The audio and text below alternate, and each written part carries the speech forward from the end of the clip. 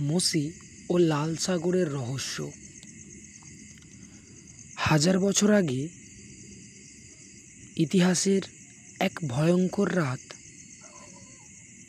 ইসরায়েলরা মিশরের দাসত্ব থেকে পালিয়ে যাচ্ছেন। পিছনে ফৌরনের সৈন্যদল, সামনে বিশাল লাল সাগর। মৃত্যু যেন নিশ্চিত, কিন্তু ঠিক তখনই ঘটল এক অবিশ্বাস্য অলৌকিক ঘটনা, যা আজও সারা পৃথিবীর জন্য রহস্য হয়ে গেছে। বাইবেলের বইতে লেখা আছে, ঈশ্বরের নির্দেশে মসি তার লাঠি উঁচু করে ধরলেন।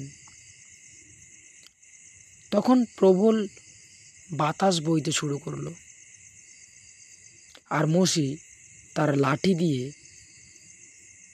সমুদ্রের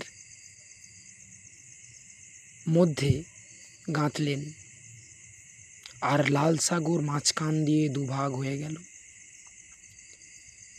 আর তখনই ইসরায়েলরা শুকনো মাটির উপর দিয়ে পার হয়ে গেল, কিন্তু ফৌরনের সেনারা ঢুকে পড়তেই ঢেউ আবার মিলিত হয়ে তাদের ডুবিয়ে দিল।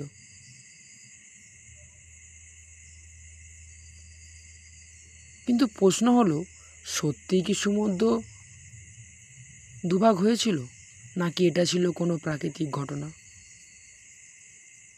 কিছু বিজ্ঞানী মনে করেন, প্রবল পূর্ব দিকের বাতাস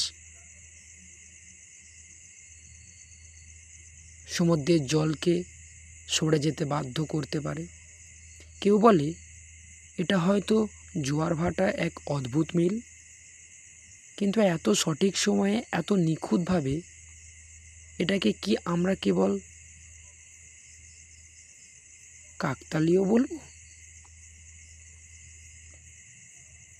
বিশ্বাসীরা বলেন এটা ছিল ঈশ্বরের শক্তির প্রমাণ। যখন মানুষ অসহায় হয়ে পড়ে, তখন ঈশ্বর তার শক্তি দেখান। অন্যদিকে গবেষকরা এখনও চেষ্টা করেন বা করছেন এই ঘটনার পিছনে প্রাকৃতিক রহস্য খুঁজে বের করতে। কিন্তু মেন বিষয় কি? আসলেই কি লাল সাগরের এই অলৌকিক ঘটনা ঘটেছিল, নাকি এর পিছনে প্রাকৃতিক কোনো গোপন রহস্য আছে? আপনি কি মনে করেন? আপনার মতামত কমেন্টে জানাতে ভুলবেন না। বাইবেলে এরকম রহস্যময় কাহিনী জানতে আমাদের চ্যানেল বাইবেল আনলক সাবস্ক্রাইব করুন। কিন্তু লাস্ট আমি একটা কথা বলতে চাই, সত্য যে এটা সত্য ঘটনা, কারণ বাইবেল কখনো মিথ্যা বলে না। বাইবেল কখনো মিথ্যা বলে না, তাই এই সম্পূর্ণ বিষয়টা সত্য। সত্যই মসি লাল সমুদ্রকে দুই ভাগ করে দিয়েছিল, কারণ সেই ইসরায়েলের মানুষরা ছিল ঈশ্বরে বিশ্বাসী। তেনারা ঈশ্বরকে বিশ্বাস করতেন এবং ভালোবাসতেন, তেনারা আরাধনা করতেন। খারাপ সময়ে ঈশ্বর তাদের সহযোগিতা করেছে, সাহায্য করেছে, সমস্যা থেকে উদ্ধার করেছে।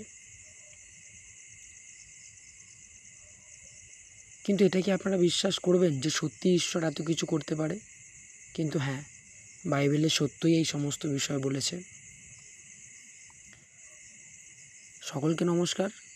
আজকের ভিডিও এতটুকুই। অবশ্যই যেটা আগে বলে গেলাম, নতুন নতুন এরকম রহস্যময় ভিডিও পেতে আমার চ্যানেল বাইবেল আনলকড অবশ্যই সাবস্ক্রাইব করবেন এবং শেয়ার করবেন আপনার পরিচিত মানুষদের সাথে। এবং যারা খ্রিস্টপ্রেমী, যিশুকে ভালোবাসে, ঈশ্বরকে ভালোবাসে, যারা বাইবেল নিয়ে সুসমাচার প্রচার করছে, তাদেরকেও এই ভিডিওটি পাঠাতে পারেন, যাতে তেনারা দেখে এই বিষয়টি দ্বারা নিজেদেরকে উৎসাহিত করতে পারে এবং ঈশ্বরের এই পরাক্রম মহিমার ক্ষমতা তেনারা যেন জানতে পারে।